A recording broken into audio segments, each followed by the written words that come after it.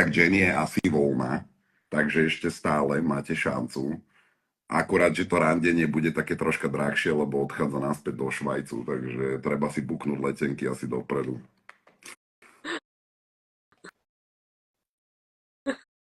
Asi rozvádzať, tak rozmýšľame, že by sme išli do polyamorického vzťahu.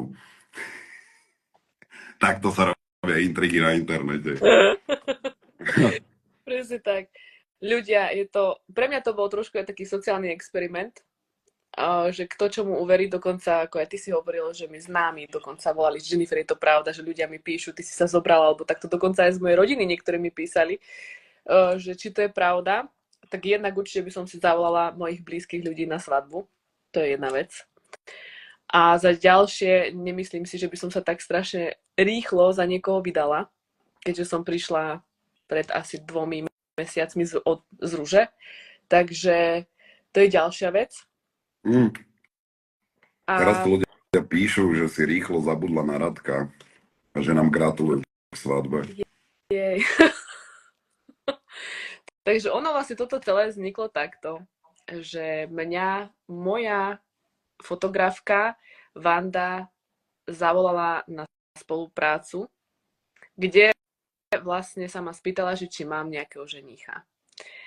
A keďže ja Tomiho poznám už roky a viem, že sme kamoši a že vyzerá veľmi dobre, je vysoký, tak som si ho zavolala, že či by do toho nešiel a že trošku si spravíme nejakú takú srandičku, áno, že koľko ľudí na to naletí, takže vlastne je to spolupráca s mojou fotografkou Vandou a Tomi sa k tomu pridal. Takže... Dobrá skúsenosť, zaujímavá skúsenosť. Je to fajn. Mňa na tom strašne bavilo, ak ľudia na internete rozoberali, že či sa k sebe povahovo hodíte. Či teda my dvaja, či sa k sebe povahovo hodíme. Podľa mňa ľudia absolútne netušia, že ako mám ja povahu, absolútne netušia, ako má Jenny povahu. Absolútne neviete, že ako to bolo, či už v Rúži, absolútne neviete, ako to je s našimi súkromnými životmi.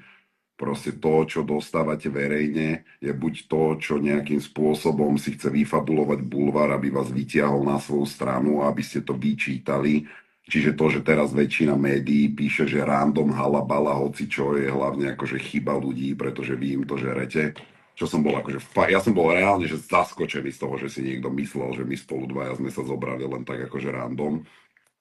Jenny sa na Radka nevykašľala, Jenny pekne si žije svoj život a ideš do Švajcu naspäť, že?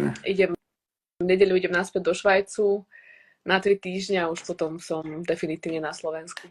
Jenny, nedávala si náhodou potetovanú ruku na stehne v aute? Áno.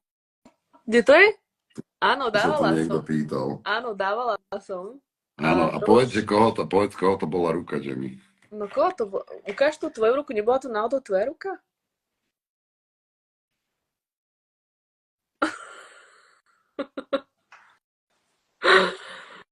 Takže vlastne už vtedy tam bol nejaký taký menší plánik, trošku si urobiť, ani nie že srandu, ale nejaký taký experiment. A ja jednak som napísala na tú storku, že bola tam otázka, že či mám priateľa alebo nemám. A ja som dala túto storku.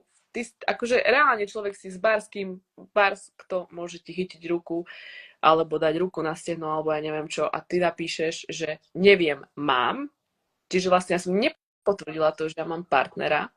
A už všade boli články o tom, že mám partnera.